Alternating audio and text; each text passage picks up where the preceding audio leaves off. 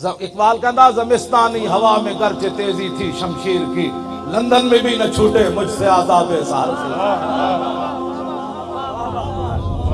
اقبال کہتا اتھو دی اتنی گندی ہوا میں جڑا گیا انہوں چیر کے رکھ دیتا، لیکن جدو میں گیا تو میں اک پٹ کی بھی نہ ویکھی۔ میں کہا کیوں؟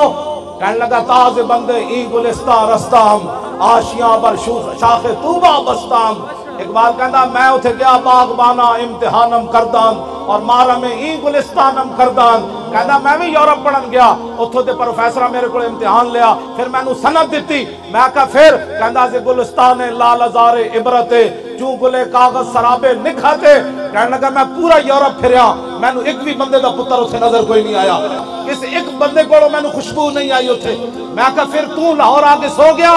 کہنے لگا نہیں، تاز بندے ای گلستان رستان، آشیاں بر شاخ طوبہ بستان۔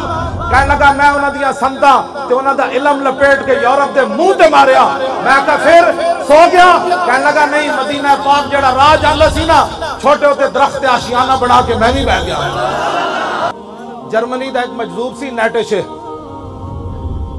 او لا الہ تک پہنچیا تے بعد اللہ دا منکر ہو گیا۔ علامہ اقبال کلندر لاہوری نو بڑا دکھ سی، یار او لا الہ تک تا پہنچیا، اللہ تک کیوں نہ پہنچیا؟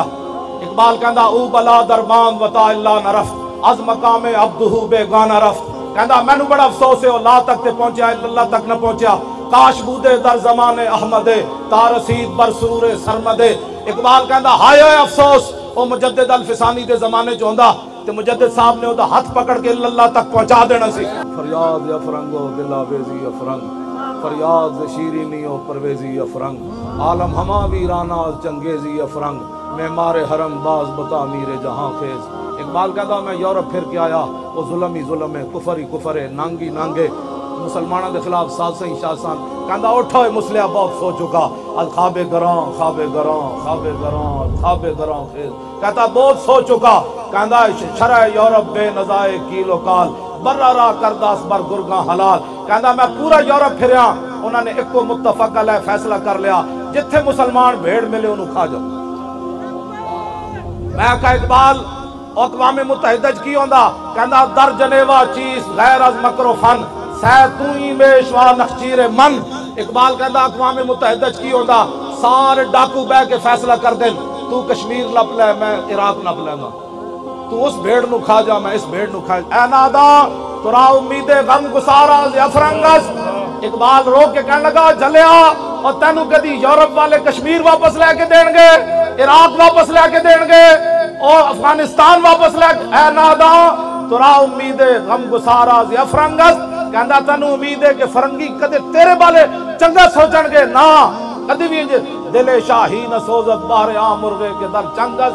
اقبال کہندا جلیا شاہین دے پنجے جدو پرندہ آ جائے نا تے او دے چوں چوں کرنا، کدی شاہین دے دل وچ سوز و گداز کدی نہیں پیدا۔